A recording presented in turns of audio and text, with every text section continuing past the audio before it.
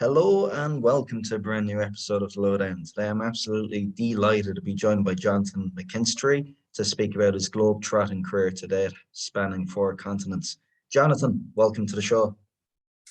Thanks, Connor. Very glad to be with you. I'm looking forward to it. It's always, an honor to come on and chat with people like yourself. So yeah, looking forward to the next bit of time. Johnathan, where in the world are you joining us from today? So I'm currently in the south of Spain. So my home, I decided to make home the south of Spain rather than Ireland when between things. So obviously at the moment, I'm not working with any one team, just sort of using the time to sort of upskill and recharge. But yeah, I'm down in the south of Spain here. So, a nice sort of balmy, I don't know what it is today, 22, 23 degrees, thankfully. And obviously we speak about your last job was, of course, with the Uganda national team up on a year ago now, and you're recharging the batteries in sunny Spain. I suppose having a year outside of football, you wouldn't have had a career break like that before. I mean, what necessarily does a football coach get up to when he's not coaching? Well, I think when you're out of the game, you go from 100 miles an hour to 0 miles per hour very quickly. And I think, first of all, it takes a little bit of time to adjust to that. Someone once told me years ago, an experienced coach in Scotland said to me, actually being a football manager or a head coach is very much like being an army general. In the army or in football management, you go in and every day people wear what you tell them to wear, turn up when you tell them to turn up, run when you say run, eat when you say eat, and they do everything to you and give you 100% respect. But then the moment it's over, none of that's happening anymore. You go home to your wife, your kids, your dog, whatever it happens to be, and you all of a sudden go from this huge point of authority and responsibility to not having any of that. And so that leaves quite a big void. And it does, I would generally say, anytime I've stepped out of a job, if I've not been immediately going into something else, it does take you 3 or 4 weeks just to reset and, tidy all the loose ends up, and then almost until you breathe again. And people would imagine, in those first few weeks are very relaxing, but actually from my experience, and I know from other people around me, almost in those weeks, your head's maybe a little bit more all over the place in terms of your thinking. It takes a few weeks to settle down. And then you just sort of start thinking, right, well, what can I do? Do I want to get straight back in? And often there might be some opportunities and you have to think, do I want to go in straight away? Is it the right thing? Or am I going to say no and almost invest in yourself? Because there's so little time when you're in a position to do upskilling, and the game moves on so fast. It's great that we have so many staff around us nowadays to do a lot of, the video clipping and the sports science and the GPS and all these new things that have been added to the game. But equally, it's important for me to understand those things. So, one of the things over the last year was going and doing, a course for 4 or 5 months with Barcelona on sort of tactical analysis to understand more about the modern trends in tactical analysis, what is new about it, going and doing stuff on emotional awareness and psychology to better understand, why people do the things they do. And yeah, so for me, it's been time to learn new things, to go back and reflect on old things and see, do they need adjusted? But also, just to take time and enjoy life a little bit. I always say that if you see me at the end of a job and see me at the start of the next job, there's usually about a 3 kilogram difference in a positive way, because I start, getting out on the bike, getting into the gym a lot more when I'm away from the game. And you've got to use those moments to look after yourself, both mentally, physically, professionally, whatever way needs to happen to make sure you're ready to go back in fully charged again. And it's a bit of a paradox, really, because as we spoke off camera, I mean, where in the world, as a football coach, do you have the luxury to take in 5 games over a weekend? Well, I suppose speaking about Man United, whether or not that constitutes a game of footballism is another point. But it's a weird one. But if we're looking at your career as one big great adventure, John, I mean, take us back to the start. What was your earliest football memory? Oh, earliest football memory. So for me, I don't really know what it was that drew me in initially. I grew up for my sins a Newcastle United fan, and I was the only person not wearing red in Northern Ireland. Trust me, everyone was either Manchester United or Liverpool in the 90s. And I was Newcastle. A half uncle played for them in the 80s, but I'm not sure that was the huge draw to them a little bit. Maybe it was the black and white stripes drew me in. I always liked Juventus as well. And maybe it was that. But also at that time, you've got to remember Newcastle was it was the Kevin Keegan era. They'd been promoted to the new Premier League and they were the entertainers, and that drew me into the football. And yeah, I just, from the age of whatever that was, 6, 7, 8, just threw myself into it. Absolutely loved anything to do with Newcastle United, anything to do with football, watching on the TV. And it was a funny one because my family are not a football family. My brothers were more rugby. My sister wasn't really sports orientated. My father was motorsports. No one in my immediate family was football. But yet I went into the deep end with it and sort of never got out of the pool again, so to speak. And amidst all that, how did you develop the coaching bug? Because I know, right, you began coaching at a very young age. Yeah, I think a big part of it was on my mother's side, my uncle was a football person involved with an Irish League football team called Distillery, who are one of Ireland's oldest professional football teams. And medium, small size club, few hundred supporters at most games, home supporters. But from the age of whether it was maybe 8, I learned he used to go every week and was involved with the club. I think he wrote the program and those sort of things. And I sort of, tagged along with him by his sort of coattails and went every week. And so from the age of, I would say 8 or 9 until I was 18 and left Northern Ireland, I went every week. I didn't like pre-season games, everything. I never missed a game. And so every season I was watching 40 or 50 football matches in person, in the stands. And, you talk about, I started coaching when I was 16, but by the time I was 16, I'd probably already watched 400 matches live in person, up in the grandstand. And it is different than watching it on the TV. Yes, I watched all the games on the TV, watched Newcastle United, watched all the Premiership, the Northern Ireland games when I could. But going and watching Distillery in the Irish League every week, I think gave me a bigger picture of the game. And you're starting to look at going, oh, why is the left winger going up the wing instead of inside? Why is the strike? And I always used to remember, it was a Distillery at the time. They had wingers who liked to play touchline wide. They had fullbacks overlapping. They had, a classic number 9, number 10 combination up front. It was that classic 90s successful football formula. And but watching that in person every week, I think gave me a real appreciation of the game in its totality. And it just seeped in without me knowing it. It sort of seeped in so that by the time I got to, right, it's time to get a part-time job, the opportunity to go and coach football, lent itself, because I sort of thought, well, I understand this, so let's see if we can maybe work on it. It's interesting because at the time at home in Ireland and in the north as well, there wouldn't have been too many role models to go off. I think you mentioned in a previous podcast before, it was only kind of when the likes of Jose Mourinho came into popular culture, a coach similar to yourself who had no player or had no playing career, so to speak. But when did it become a stage, John, when it was just like, you know what, I'm going to burn the boats in this, I'm going all in? Because I've seen from some of the earliest moves you made, I'm looking here, you went to university in the UK to study sports science. You spent some time with the Red Bulls in New York. You even went to Right to Dream with Tom Vernon in Ghana. Yeah, for me, it was sort of quite early on. Maybe it was through youthful naivety, but I genuinely looked at it and thought, why can you not train to be great at this? If at the age of, when you're going and seeing a careers advisor and people are walking in and saying, right, I want to be a lawyer, I want to be a doctor, I want to be a pilot. And I personally think all of these things are a lot more complicated than being a football coach. I think our job is the craft in our job is making something beautiful out of the simple, because it is a simple game, really.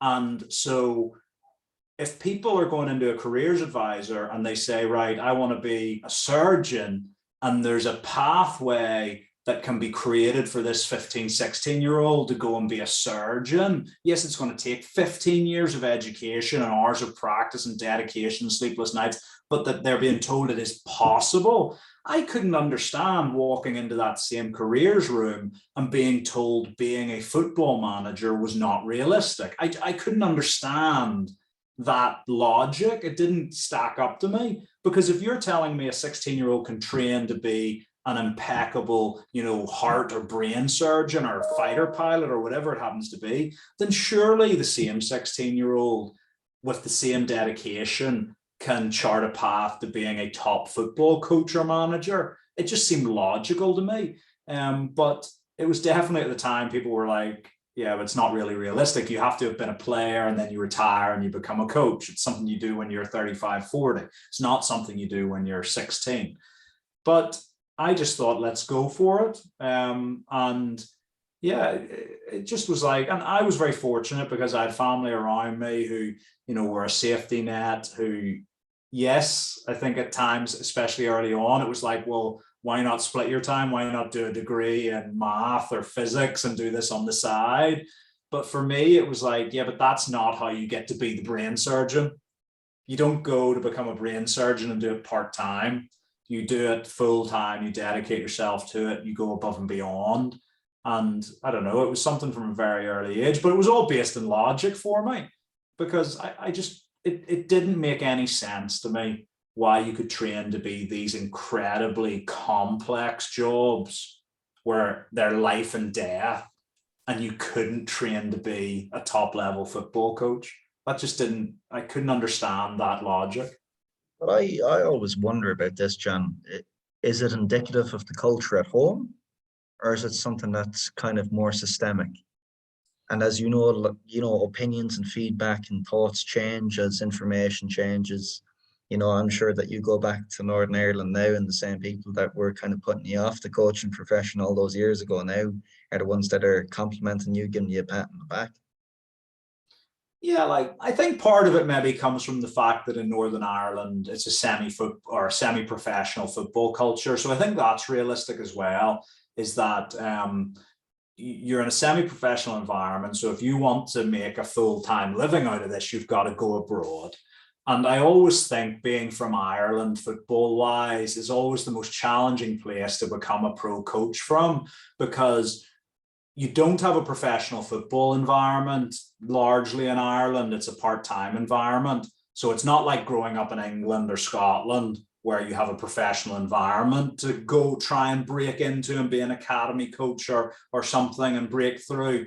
But also you're then straddled with forgive the term, but an English sounding name, which when you go abroad, I think, when you haven't coached abroad, I often think that it would be easier to get jobs if my second name was Gomez or, Nagelsmann or something like that. If it was a little bit more, almost having an English or a Anglophone name makes it a little bit more difficult to get jobs in the whole world.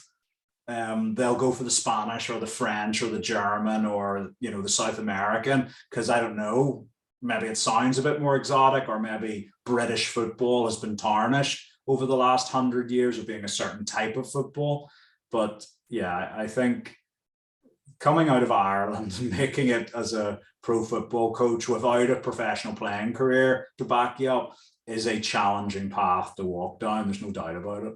And obviously, no career guidance teacher could have prepared you for the career that you went on to have, John, or the career to date, which you've gone on to have, coaching in Europe, North America, Asia, Africa. I mean, I suppose at this stage, could you put together a user manual perhaps for some coaches on adapting to new environments? I mean, for you, what is actually the process when you're taking these new jobs?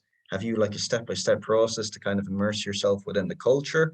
Or is it just more kind of, right, tunnel vision now, focus on the football and take care of what else needs to be taken care of off the pitch? No, I think it evolves over the years. I think the most important thing when you go into new cultures is how you create an environment for everyone else to start talking. Because a lot of cultures you go into around the world are still based in a hierarchical structure, in that the head coach is there or the manager's there to make all the decisions, and the coaching staff or the support staff are there to do what the manager says they should do. And that is still the case in a lot of coaching cultures around the world, and a lot of cultures full stop. It's you have to be respectful to your peers, etc., etc. But when you go in, I don't have a cultural reference point for Rwanda when I step foot in Rwanda. I don't have one for Uganda, for Bangladesh, for Sierra Leone. And so it's important that I get that from other people. But because of the cultural norms of them telling me what they have to tell me, they don't necessarily want to do it, because they don't want to be seen to be telling me how to do my job. They don't want to be seen to be disrespectful in any way. You know, there's a myriad of reasons. And so I think one of the things over the years that's had become very important that I cultivate is getting people in a safe space of talking, and me letting them talk. And yeah, I think I've become very adept at listening over the years. I know that I can talk. I'm from Ireland. It's a gift we're born with. But learning how to listen over the years, and also then what you say immediately after when it's your turn to talk, because that thing you say immediately after really lays a platform for whether people will continue to talk to you and continue to be open with you. And yeah, I think that's a real important thing in those first days in any new role, because people have to feel safe to communicate with you. And then from that, we can start talking about the coaching. We can start talking about, you know, all of the things we're going to develop and the ambitions we have. But it has to start with people being comfortable to talk. Because if I just walk into a room and just give a lecture for the first 5 hours of being in a job, I don't think we get anything done. And learning to listen would have proven to be an invaluable skill, which you would have required in your first senior position, which would have been the first team coach of Sierra Leone at the age of 27. You know, at the time, the youngest international manager in the world, second of all time to Andre Villas-Boas, who was 22 and he taught the British Virgin Islands. But, you know, taking that job upon at that stage, I mean, obviously working with players as old as yourself, if not older, how did you approach that challenge? We basically went in and said, we were quite upfront with the guys. We just said, look, let's work together. Let's go out. And there probably wasn't a lot of talking done before the first training session. We would have had an initial team meeting, but we wanted to get out in the grass as quickly as possible, because we knew out on the grass we would ace it. We just knew it. The guys I had around me who I'd worked with for, you know, from my Red Bull days, guys who were working with me at my academy at the time, you know, I knew, even though this was new for them as well, it was like, look, running a session for pros is not really a huge amount of difference to running it for 17 and 18-year-olds. And in fact, you probably do a bit less coaching with the pros because you don't have to stop for technical breakdowns quite so often. So really, we knew that we would run a quality training session. And so it was like, right, let's get out there and yes, we'll do the introductory meeting. Yes, we'll introduce how we want to do things, but let's leave most of the communication to after that first session, because we think that first session is going to be a winner. And we think the guys will enjoy it. They'll see our personalities come out through our coaching, because we'll be comfortable, even if it's a new environment where it's, you know, under pressure. When you're out on the grass in that situation, you're comfortable. And I think we'll all know a little bit more about each other after that first 90 minutes on the grass. And yeah, after that, it was about communicating with the players. It was about having dialogue with them. It was about being clear with them about how and why we wanted to do things, but also being confident enough that when people pushed a little bit, as people do. They want to know, because footballers, I've found, they want the best for the team, but they want the best for the team as long as it also includes the best for them more often than not. And so you'll have some players who maybe feel the strategy or whatever isn't the best for them personally, and they'll want to push a little bit. And it's so, do you have the answer in those moments to also be a little bit firm but fair so that everyone knows the direction you're going in? Yes, and taken to the grass for that first day of Sierra Leone and training session as a young first team coach. I mean, to this very day, has there been much within those 8-9 years, Johnny, that you've changed in relation to your coaching process? I don't play foxes and farmers on the first training session anymore, but we did on that first. I can't remember what it was. It was some silly warm-up game. I didn't run it. Tom Harris, who now works at North Carolina, ran it. He took the warm-up, but it was some silly warm-up game. It was some silly 10-year-old's warm-up game. So like, foxes and farmers or stuck in the mud or something like that. I can't remember, but it was a daft warm-up game. But it was just to break the ice. It was like, right, it's going to do the job of warming the boys up and they're going to be laughing. And when people are laughing, they're more receptive. That's not to say we don't still do that at times, but I'm not necessarily sure we do it as the first training session anymore. Look, I think the demographics of a squad dictate as well. I've went in, Rwanda was a much younger squad, was a lot more domestic based. So, and also you're coming in, you got to remember, when I went into the Sierra Leone job, 99% of those players were saying, who is this? And they'd looked on the internet, no doubt. They had, whatever, looked on Wikipedia, and if they'd looked on it then, there wouldn't have been anything. You know what I mean? And so they're thinking, well, who's this guy? Whereas now, I think when you go in, people have an expectation now of what you're going to be like. But equally, I sometimes think the view that the outside world has of me through things like this, or it's only part of the picture. I think what players experience of me is a more full color version of me. And but yeah, I definitely think they have an expectation of me. And so that influences a little bit in terms of those initial interactions. And of course, being at that age, John, building a staff at 27, managing up and down, playing politics, it's very much akin to an ambassadorial role. It's beyond the X's and O's, which they're teaching you in a coaching course. Yep, absolutely. I think, especially in international football, putting a staff together in international football can be somewhat tricky because you're not necessarily offering people a full-time job all the time. You're sort of saying to them, can you come and do this?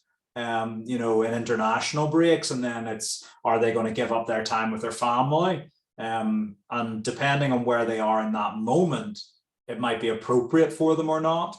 Equally, it also is about creating a staff around you that is appropriate for the environment. I'm a big believer that you have to utilize local workforce. You've got to utilize the local knowledge, the local staffing. And so if we've got a goalkeeping coach or an assistant coach or a fitness coach in country who's qualified, experienced, we feel will fit into the group we're trying to do, let's use them. Let's not farm it out to some international member of staff.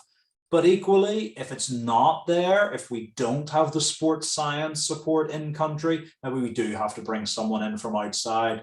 And so it's a decision. So whilst there are some people who've worked with me in different positions, equally there are other people who've worked with me for a period and then dropped out and then came back in a later job, simply because it's about what's appropriate for that environment. It's not a case, I don't go in and meet with clubs or federations and say, I have to bring these 5 staff in. I go in and say, I need the budget to bring staff in. However, the first thing I'm going to do is going to come in and assess what is there on the ground already. Because if we can work with that historical knowledge and environmental knowledge that's already there, I think it's all the better for all of us. As you said earlier on, I'd like to bring you up on it. Football really is a simple game when you distill it down to its essence, both on and off the pitch. But then transitioning out of international football, going to the club scene, how did you find that? It was an interesting one. I've always said that doing it that way around is less common. And in fact, there's probably only a handful of people, if even that, who have started as an international head coach and then became a club head coach. It's usually the reverse of that.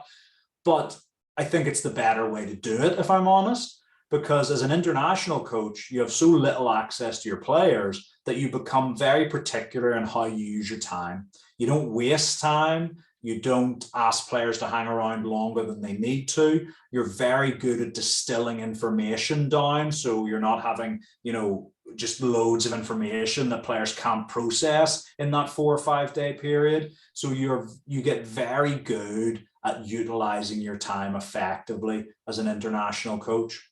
When you go into a club environment, then you've got all the time in the world. You can do extra, you can do whatever. But actually, what I found is when we went in and we take this really distilled down, almost, we've got information transmission down to a fine art. And players really appreciate it because you're not having them hang around the training ground all day. You're not having them sit in 1 hour long meetings. You're not having them out on the pitch for 2.5 hours. You're getting it in, you're getting quality work done at a high tempo in all aspects, and then you're letting them go home to their families. And I really think there's a huge appreciation of that from the players and the coaches. It takes them a little bit to get used to because they think they're doing less, but actually what we're doing is we're making the time we spend with them higher quality time, which allows them to go and recover. And then they also are appreciating that the recovery is part of the process. And so I think doing it that way around in terms of your contact time with players and staff was highly beneficial. The big learning curve and adjustment we had to make going into a club environment was international football at its most compact is the winter period. So you've got games start of September, October, November. So you've got 3 weeks between international camps. That's still 3 weeks to analyze 2 teams. Analyze your 2 games you've just played and analyze your next 2 opponents. You've got 3 weeks to do that. You can go down to the minutiae of if we attack that player on his left shoulder, he's going to foul us. If you attack him on his right, he's not. And so actually taking him on a side where he's going to pick up an early yellow card. We were able, at international level, we were able to distill it down to, we think these players, we can ensure they are yellow carded before half time, not through any, foul play or any dishonest means, but just by playing in a certain way against them. We think they'll give away free kicks and fouls, yellow cards, making it easier to access space. At club level, when you're playing 2 games a week rather than 2 games every month, you don't have that time to go into that minutia of detail.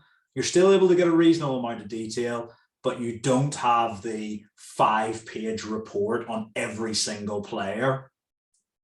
You have a half a page report on every single player. So that is the difference. And it's a different, you're painting with different brushes is what I would say.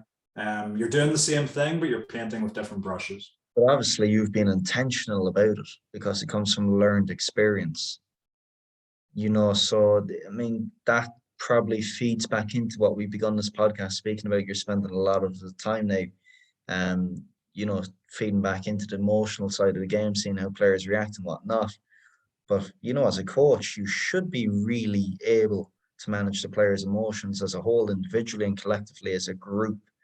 And we were just speaking off camera about how, players nowadays at the top end of the game, they know if they've made a mistake.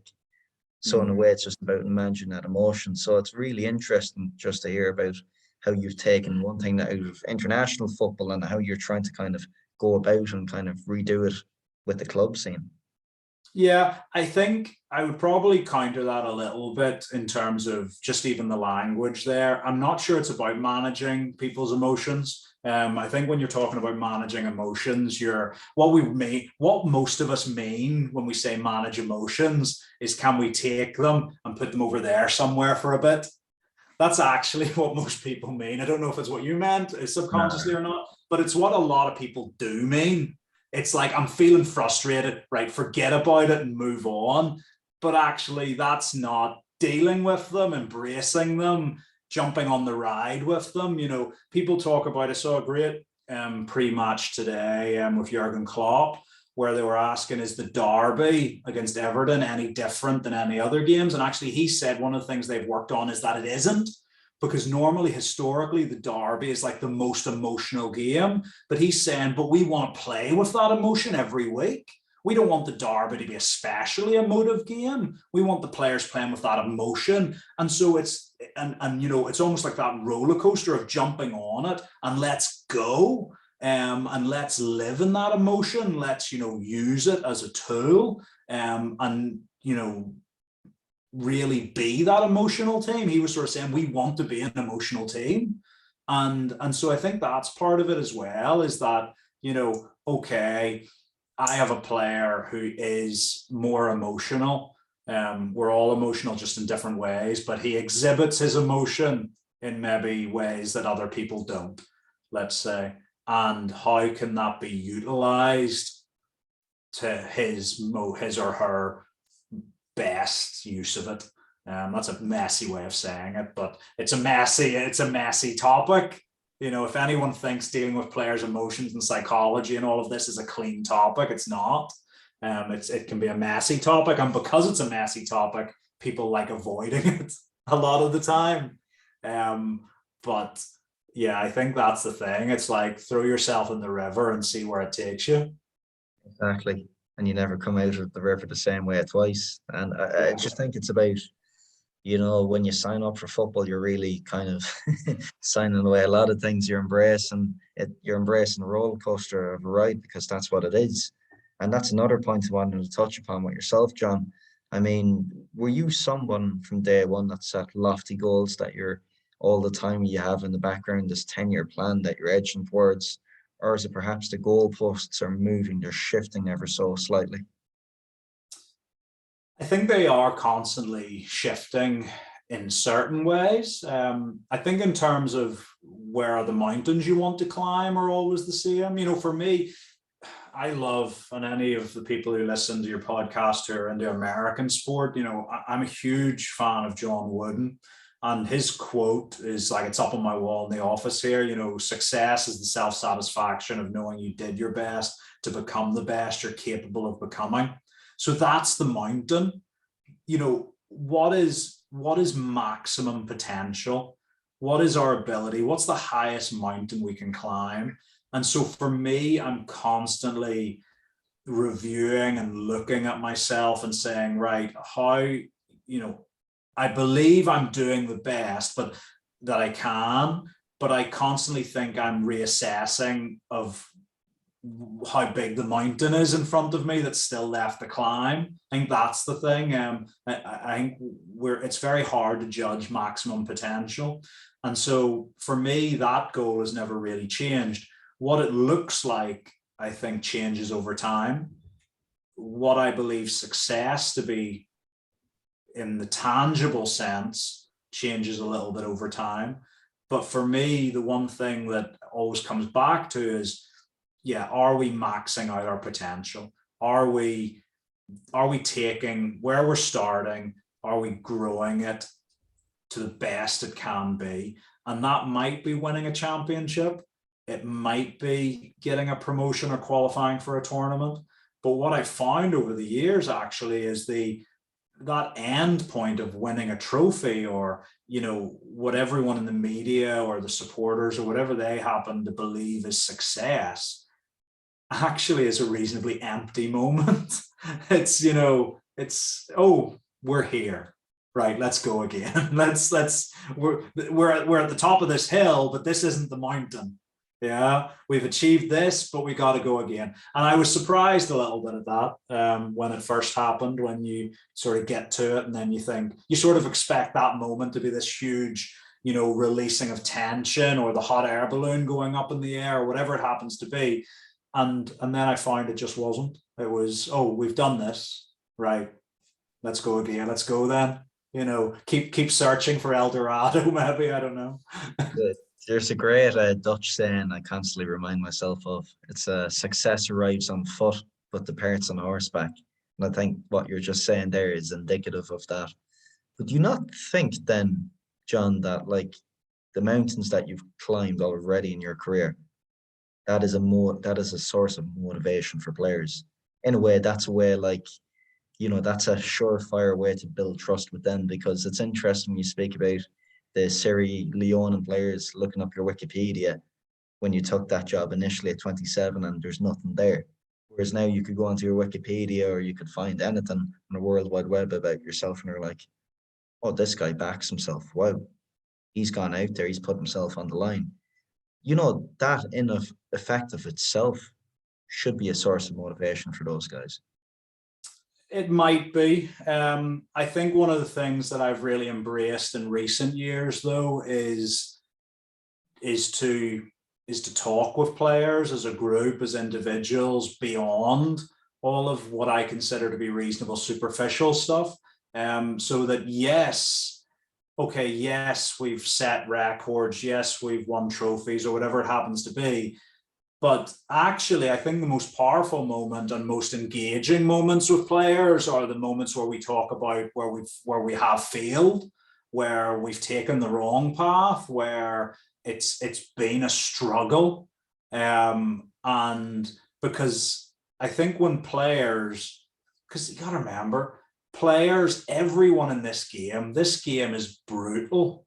This game is brutal. People are judged 24/7. Young guys and girls, they're on whatever it is, social media, Twitter, Instagram, whatever it happens to be, all the time. And, you know, they're getting, if they're at a level that we've thankfully been at in terms of international football, you know, they're getting pinged with messages and tags and whatever. And they're seeing people criticize them, criticizing everything they do.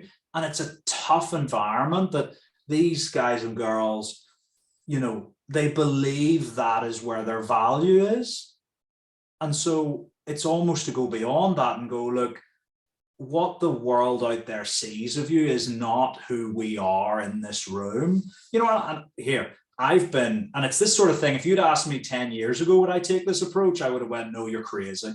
But genuinely, I've had sit downs with a whole group of guys where I've been telling them about tough moments in my life that sort of has my eyes glazing over in terms of their emotional moments that have been tough for me. But what I believe is by sharing those moments with these, you know, ambitious young professionals, that they also know that their tough moments are not unique and that it's all right to feel under the cosh and under pressure at times, and that it's all right then to share that with other people and we can drive forward. But if you'd asked me 10, 15 years ago, is it all right to cry in front of your players? I would have said, no, you can't do that. You're the head coach or the manager. Alex Ferguson wouldn't have done that sort of thing.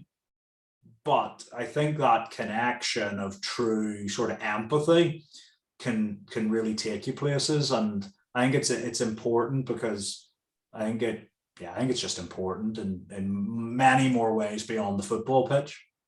Yes, and it's that ability to relate. It's just such a human component. And I think at the end of the day, another quote from John Wooden himself, yeah, you can coach in basketball, but you want to coach the human behind the basketball player. And I think that's a huge thing of why we're in coaching in the first place. It's because of that human connection. And John, these guys are leaning on you for advice. I mean, where do you go to get coached? Or where do you go now to solicit advice? Yeah, I think for me, it's always been one of my challenges that I've had to sort of go out and really make a concerted effort because, you know, if you come through the game as a pro player you have this huge network developed up over 15, 20 years through academy football, pro football. You've had all the people you've played with, many of whom would go on to coaching. You've had all the coaches you've worked with at a myriad of clubs at different levels. And so you have this huge network. Whereas what I've found is, not having came that route, yes, you have the people who were maybe your tutors on your licenses, or the guys who were on your courses with you, who you develop relationships with. One of the challenges for me, however, was that, I did my B license when I was 18. So the next youngest person on the course was 10, 15 years older than me. So how do you build up a relationship with someone who's, almost twice your age? Same when I did my A license, I was 24. The next youngest person on the A license course was in his late 30s, early 40s. These were pro players who were retiring, and I was this 24-year-old doing the course.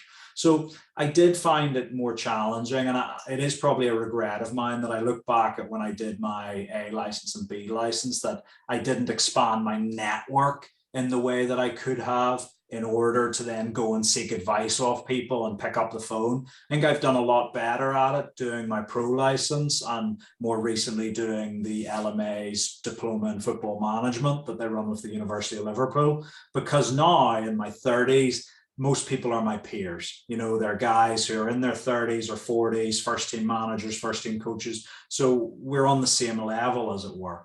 And so having that relationship and, dropping people a text message or a call, in fact, it was only yesterday I was on with a guy who I did my pro license with a few years ago, who's out in Spain at the moment doing some stuff. So yeah, I think it's become better, and that network's there, but it's also just about making the effort to keep in touch with people and check in on people, and, not just be the person who picks up the phone when you're looking for something, because that is so obvious.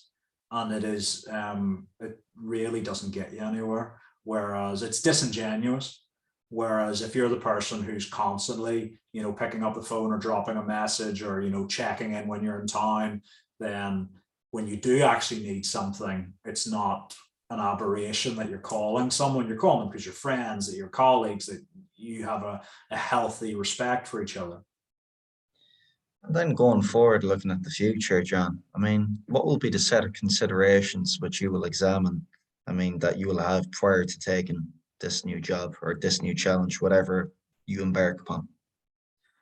So I think one of the things is, I'm very clear on how I like to work and what my ambitions are in terms of just what the football club or the federation will look like 1 year into our time together, 3 years, 5 years into our time together. What, if I am the red ink that's being thrown into the paint pot, I know what color mixture is going to come out, or what I want to come out at the other end of it. And so when I speak with clubs and federations, it's very much, look, this is who I am. Let's understand what you want. And is there 70, at least 70% alignment, 70 to 80% alignment on either where you are, what you want right now in terms of what I offer and where you are, or a similar amount of alignment in your aspirations. So maybe we only have 40% alignment right now, but what I'm selling you is where you want to go, where you genuinely want to go. And so you can see very close alignment aspirationally. And if there's that level of alignment, then I sort of think, okay, this is something we can really get our teeth into and really go at it. But if that alignment's not there, and I've said this, like I finish calls with chairman and stuff, and I say to them, I'm like, look, you might love what I'm saying because you think, oh, this is a fantastic thing. Johnny really believes in what he's doing. We believe he could do that with our club, and we'll be successful because of that. But it's not really the way we saw our club going. I say to them, if that's in your head, if the thing that's attracting you to me is you believe I can bring success and not all of the other things, don't give it to me, give it to someone else. Please give it to someone else. Because I think we'll ultimately disengage reasonably quickly when we're on the ground if our aspirations aren't aligned. And then it's better for everybody. And I say, that's no problem. I don't need you to offer me the job. I want, if we are a fit for each other, for us to come together. But if we're not a fit, please give it to somebody else. And, we'll stay in contact and I'll help out wherever I can. Even there's clubs who I've interviewed with or I've spoken with who've ultimately either we haven't agreed for one reason or another, or they've went a different direction. Yet I still have working relationships with people at the club where I'll recommend players to them, or I'll, help them out in certain situations, because it's not the right fit, head coach club isn't the right fit, doesn't mean we can't have some sort of footballing relationship. For anyone out there, John, that's somewhat inspired by this conversation today, and people out there that want to embark upon a similar journey, what advice would you have for them? Coach as much as you possibly can. Go out and work with every team that's available. Doesn't matter what. I have coached at every level of the game. I've coached the 6-year-olds, I've coached boys and girls, I've coached recreational players, I've coached academy players, I've coached amateur league players, adults. I've coached every level of the game. I never turned stuff down. I wanted to coach. And I see a lot of young coaches coming through now. And even I speak to some, and even some like former pros who are like, oh, but, I don't really want to do it if it's not with like the academy team or whatever. And I'm like, you learn this craft every time you step on a football pitch, or every time you step into a gym to do like some school football lesson. You learn how to communicate what's in your head to another human being. And that's the key to coaching. It doesn't matter if you've got these Johan Cruyff-esque ideas in your head. If you cannot communicate those ideas effectively to someone else in a way that they want to do them, that motivates them to do it, then it really doesn't matter what's in your head. And so I say to people, go out and coach all of the time. And look, there's so many opportunities out there in terms of further education nowadays, and it's great that there is. But I look at it and let's take the UK, for example. And I went and did a degree in sports science and coaching. I did not for 1 minute believe that degree would ever get me a job in football. I did it because I felt there was knowledge to be learned that would help me understand how the game was developing, how sport was developing. But I look now at all of these universities and colleges offering all these courses for coaches and saying, you can go and work in the football industry after that. And I'm going, where are the jobs? Where are the jobs? And if you came to me as a 24-year-old coach or a 23-year-old coach who's just finished university, who hasn't spent a minute on the grass or has spent only a small amount of time on the grass, that would concern me greatly. Whereas you might not have the course from the fancy university, but you've spent 15 hours a week coaching, then that you're sort of going, well, you probably know how to communicate with somebody. Now, if you can do both, fantastic. And you can do both. I did both. Whilst I was doing my degree, I was also coaching football in the community, coaching the university men's team, and coaching an under 16 boys team. So I had 3 different coaching roles whilst also doing my degree. So it's completely possible to have both at the end of it. But I sometimes worry that people think, oh, if I go and do this course in football development or football coaching, and it'll put me through my B license at the same time, and I'll finish university with a degree in sports management and a UEFA B license, then I'm ready to go. I'm not sure how easily that profile of candidate is getting a job in football. So back to my initial thing, coach. Get out there with every team you can and learn how to do this. Wonder, do we see that changing anytime soon? But you know what, John, it's an absolute privilege to have a lad of your magnitude on the podcast. Always enjoy speaking with people that have been at the top end of the game. It's a source of inspiration, knowledge. I'm trying to come back at you with questions whilst at the same time scribbling notes down here for my own accord. But John, absolute pleasure having you on today. No, thank you very much, Connor. It's been great. And if anyone, the other thing I always say in these things, if anyone wants to reach out, whether it's on LinkedIn or, email, whatever, get in touch. I'm always very happy to engage with people. And if there's any way I can assist people in sort of taking that next step, I'm always happy to do so.